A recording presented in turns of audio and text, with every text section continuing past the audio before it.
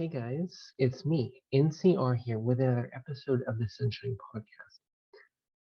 Usually I like to record the intros, outside just because it's beautiful outside. And so far I've been extremely lucky living here in Texas to have just beautiful weather all winter long.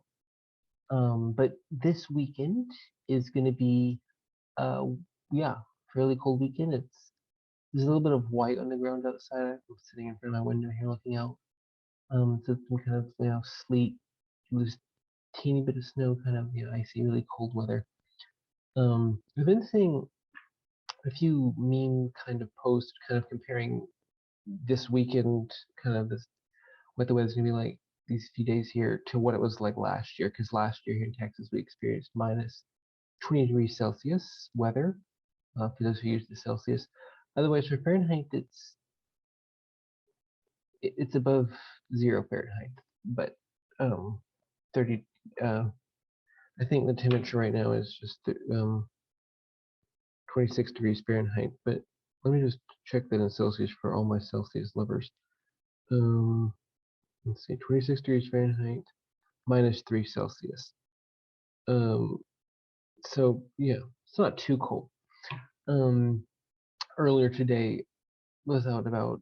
I was wearing shorts, t-shirt outside, but just for a little bit. I was outside for a little bit, but now that I'm indoors, I'm wearing you can obviously see I'm wearing a sweater and I'm wearing some pants as well because it's just on a nice day like this, it's nice just to to be indoors, to be warm and cozy, to be maybe wrapped in a blanket, and then also to read a book, right? It's one of my favorite things to do, which it's definitely been a while since I've done this, but one of my favorite things to do on a either a rainy day or a snowy day or a cold day is just to sit inside and read a book, or maybe watch a movie, or work on my podcast.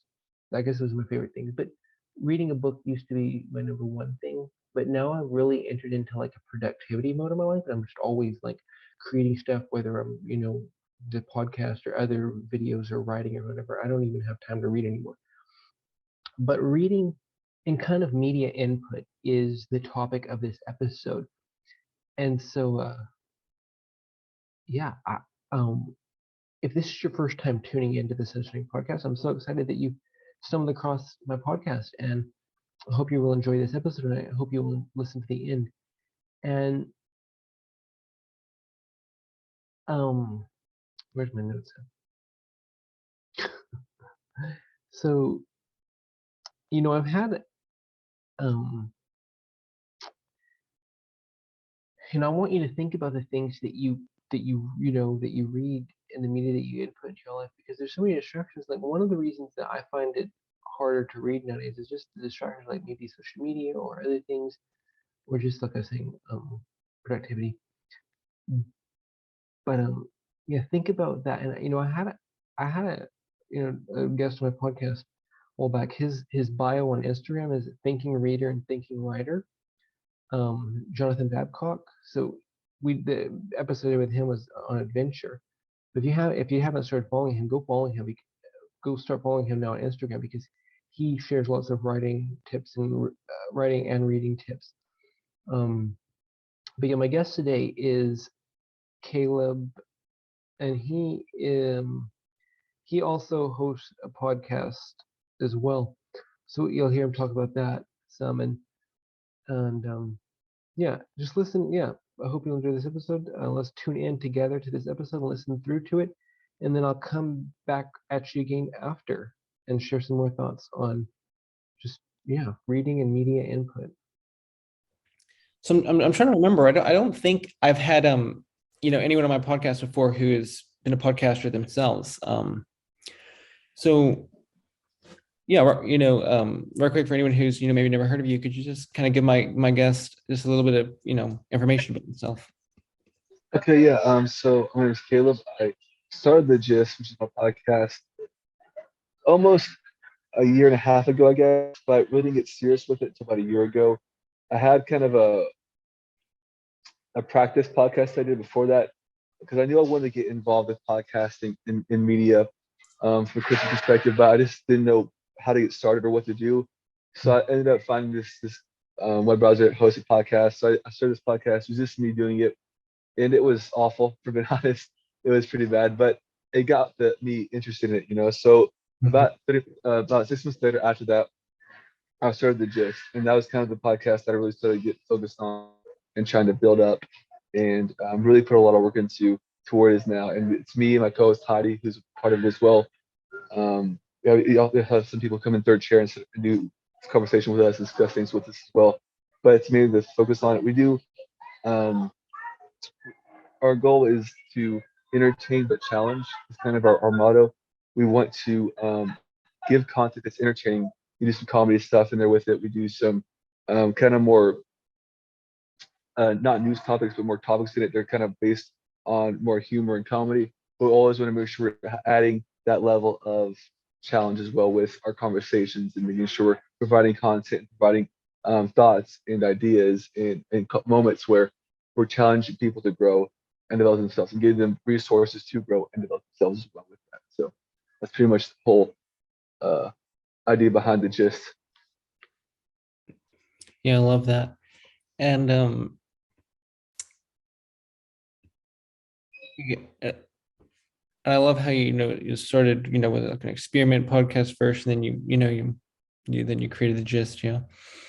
Um.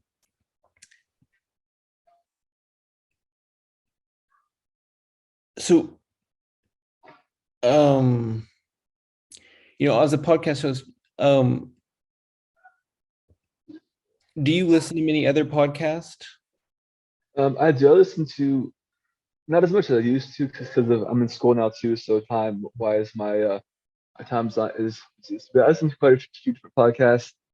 Um, some Christian, some news, more news-ish too.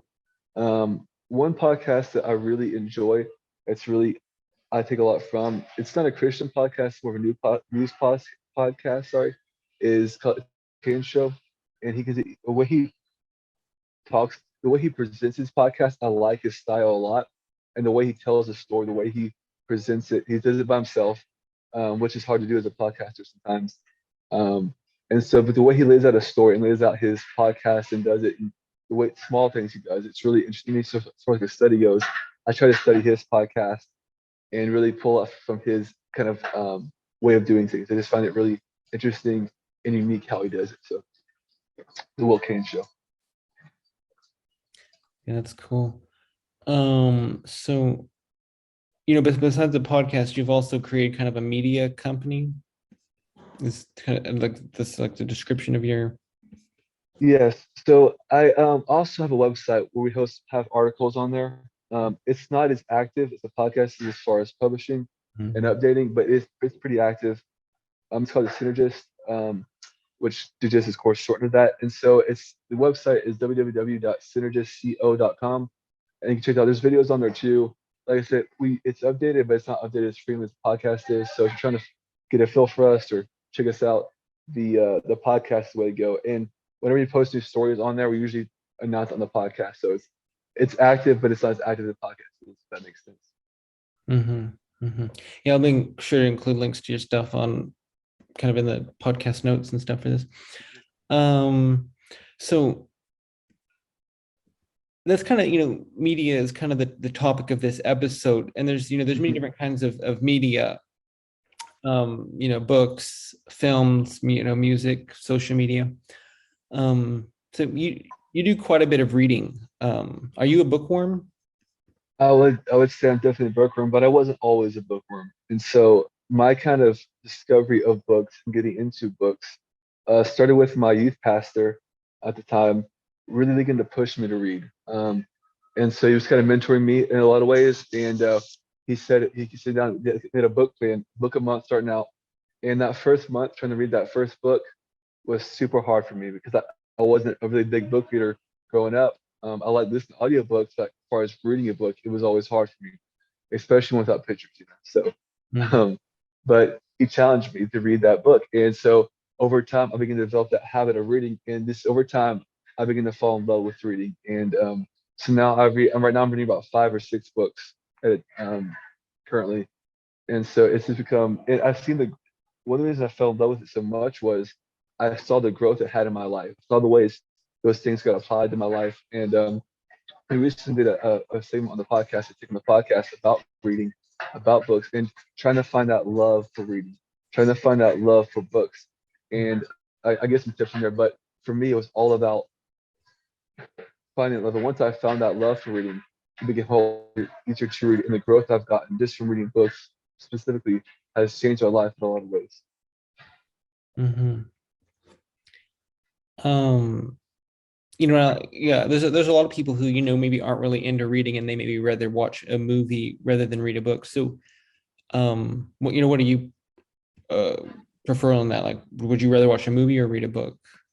I'm not a big movie guy. I never have been, honestly. I'm really, I like movies, but it's never something I've got super into. So for me, I'm definitely on the book side of things. Audiobooks I'm big on. I do listen to, of course, podcasts, but I also listen to old time radio. I don't know if you know what that is or not, but it's basically the programs and stuff that were aired during like the 1940s, 50s, 60s on the radio before TV and movies got popular. And so I've never been a huge TV guy, but definitely I think there's a lot of value in creating good quality movies that can add value to people and can tell good stories and help move the culture in the right direction. Mm-hmm.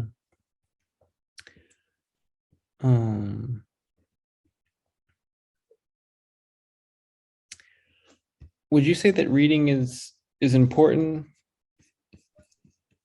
I think reading is vital, actually, in a lot of ways to growth because there's something about reading that does. So this year, my goals as far as reading goes, I'm reading 3 different types of categories of books each month. Or trying to one, a biography, two, some kind of historical writing, some way, and three, some sort of either growth type book as far as a leadership book, spiritual book, something along those lines as well. Those, excuse me, are my 3 main ones I'm reading. Like for example, I'm reading a book on Winston Churchill right now, and they say that in order to predict the future, you got to know your history. If you want to, because often history repeats itself. And so, reading about Winston Churchill this month has been quite opening in a lot of ways because there's a lot of things that are going on in the world today that are happening in the world today that now they aren't happening the same ways they had back then, but there's a lot of similarities to the way the culture was shifting, the way the culture was going during Winston Churchill's time as prime minister in England. And so kind of seeing the parallels and examples and seeing different principles and I take from history, or if it's like a leadership book, applying those leadership principles to your life and trying to grow yourself. For example, I'm reading the book right now called Radically Apostolic, and it's about this spiritual book. It's about becoming a better Christian, growing yourself in God, and getting closer to God. And reading that book along with reading the Bible and prayer, and just adding other stuff to it, it really adds a lot of value. And when I read, I like to have a pen with me or a highlighter or something like that. So when I'm reading, underlines and highlighting. And with the podcast too that I do, I can pull a lot of that stuff I'm reading from and use it for, conversations on my podcast, for writing articles, for doing all these things that help add value to other people as well. Mm-hmm.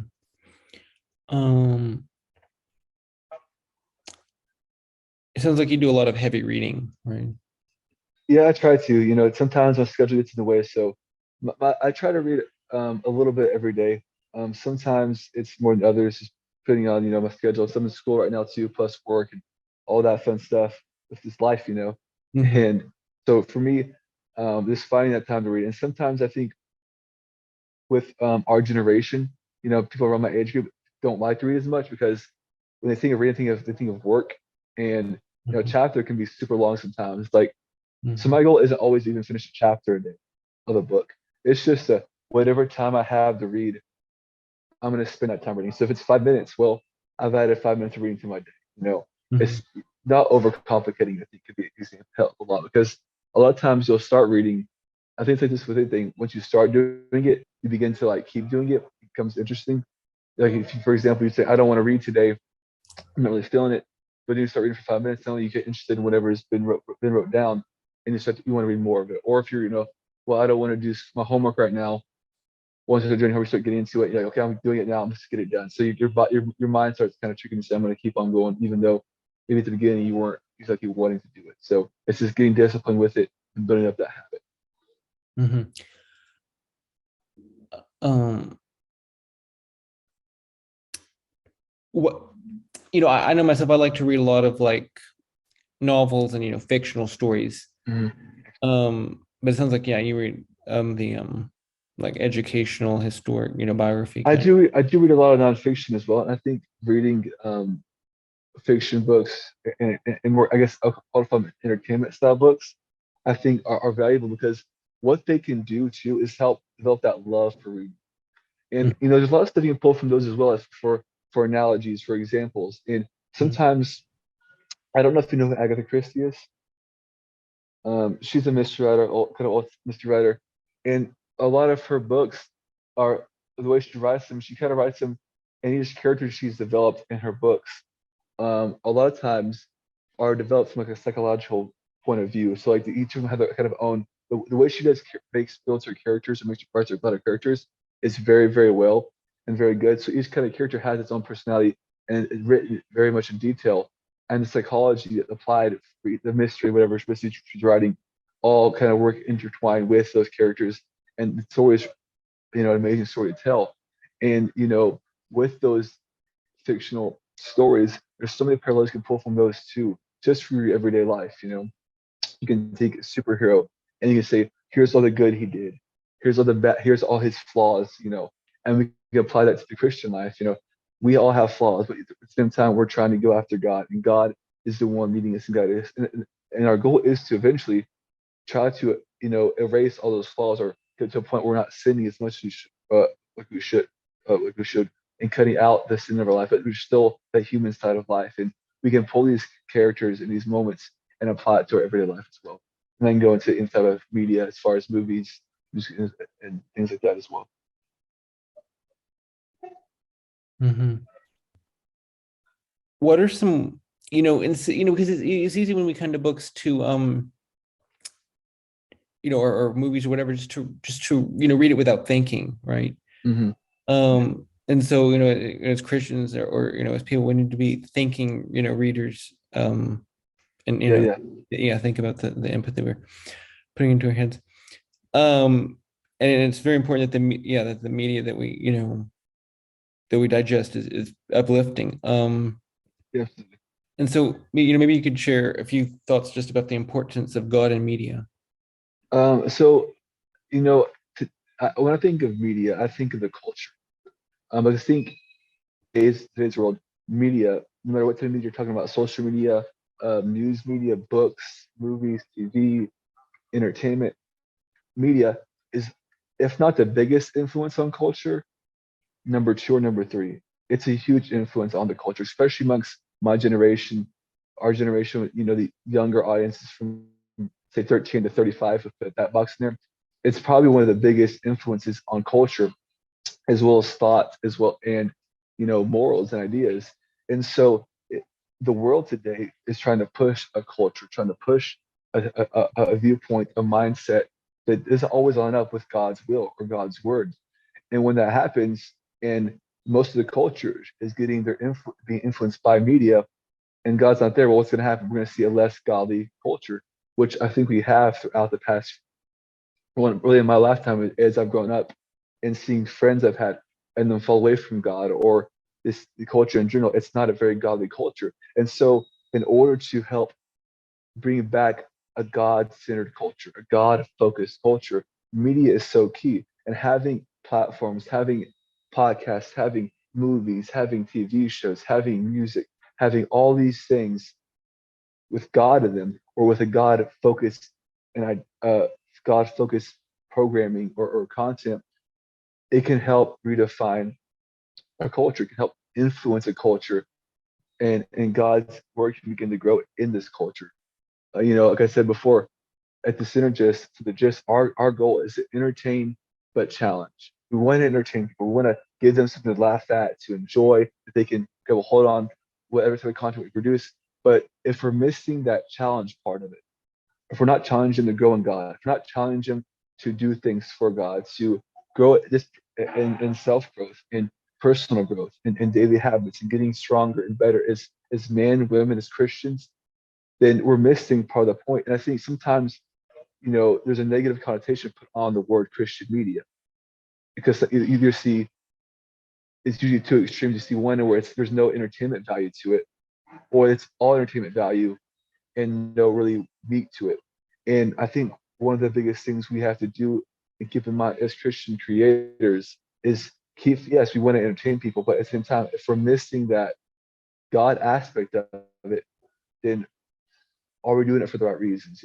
And of course, do we always achieve that goal? No. If it's not all our episodes, some maybe higher than others, but the goal is always the same: to entertain but challenge, and see people develop and grow and be all God called them to be.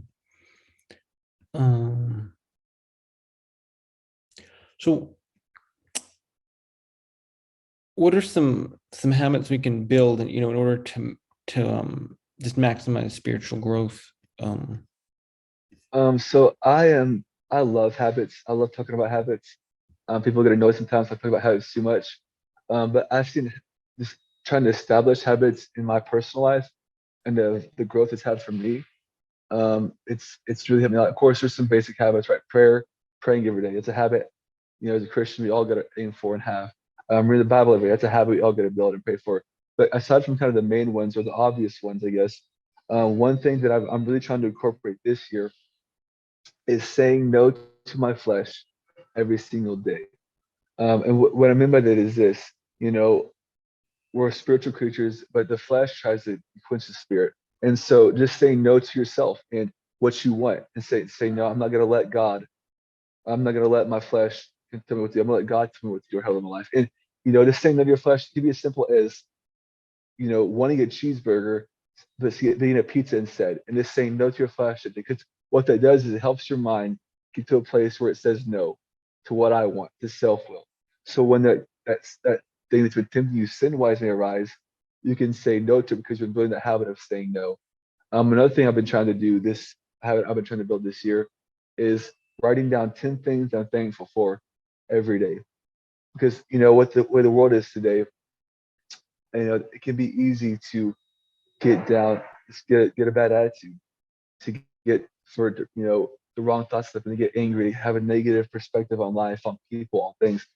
And so making sure I'm taking the time to write down 10 things I'm thankful for every day helps keep my mind on what's right, on what's proper, on what's holy, on what's righteous, instead of just letting whatever content I've consumed or media I've consumed or this life has thrown my way that day control my aspect. Because I could have a really bad day, but if I can keep my mind on what's right, on what I can be thankful for, then it's a whole lot easier and a whole lot more stress free to live that the workouts of that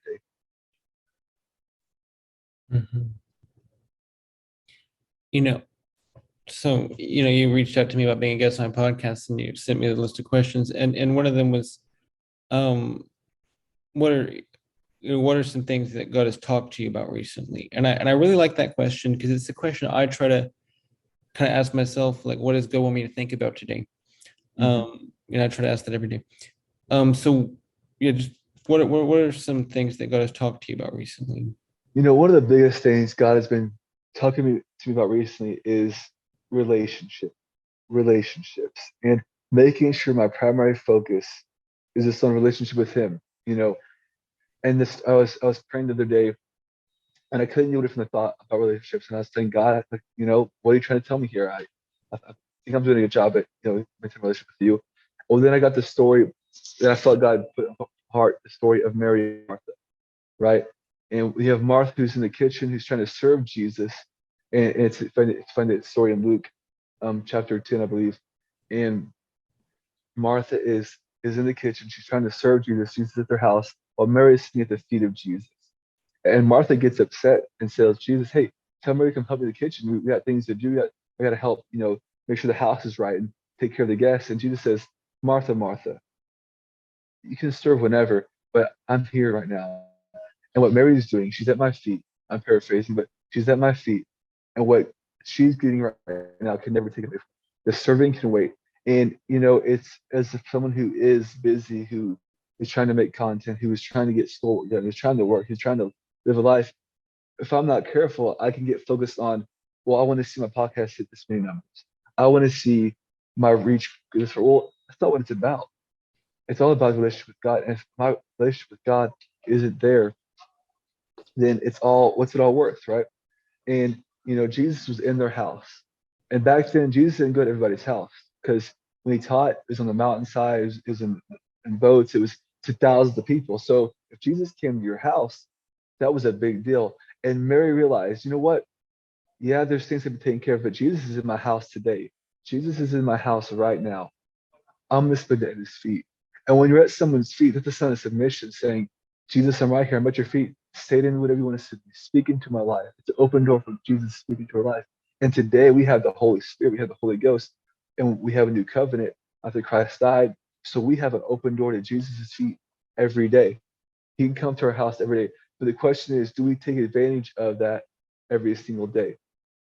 Do we take time to sit at Jesus' feet every day? And I think we all want to answer yes, but I know sometimes we're all guilty of being like Martha and getting too busy. Even sometimes doing the work for God, we don't take time for that relationship with him. Mm-hmm. Mm-hmm. I love that. And yeah, there's so many things that want to distract us and take us away from Jesus. Mm-hmm.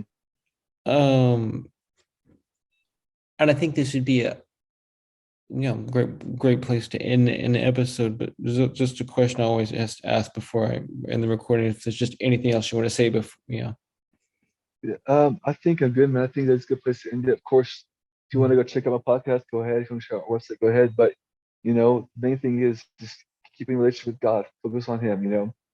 The bigger thing is, I can give you resources on my podcast. I can give you these ideas, my thoughts, and all this stuff. When it comes down to it, my opinion doesn't matter. My thoughts don't matter. If you're not spending time with the one who made you, then it doesn't matter who you listen to, whose voice you listen to, what media you're consuming. If you're not spending time with the one who made you, let him speak into your life, then you're wasting time. You're wasting time. Focus on that relationship with Jesus. Well, thank you so much for being a guest on my podcast. Absolutely. What are some things God has been talking to you about recently? And I love that question that I asked my guest, and I want to ask you, my listener, that same question. What are some things God has talked to you about recently? God speaks to us through many different ways, and one of the ways that he speaks to us is through his word, the Holy Bible. And so you need to make sure that you're getting into that every day. And I love the closing thing my guest said. If you already forgot what it was, maybe you need to just rewind this episode back a bit. I just want to encourage you to spend some time with the one who made you this week. And I want to thank you so much for listening, thinking, and subscribing. And don't forget to think about what you just heard. I don't care. It's not about numbers and subscribers. It's about people thinking. So don't forget to think about what you heard this week. And see you again next week. With another great episode of the Session Podcast.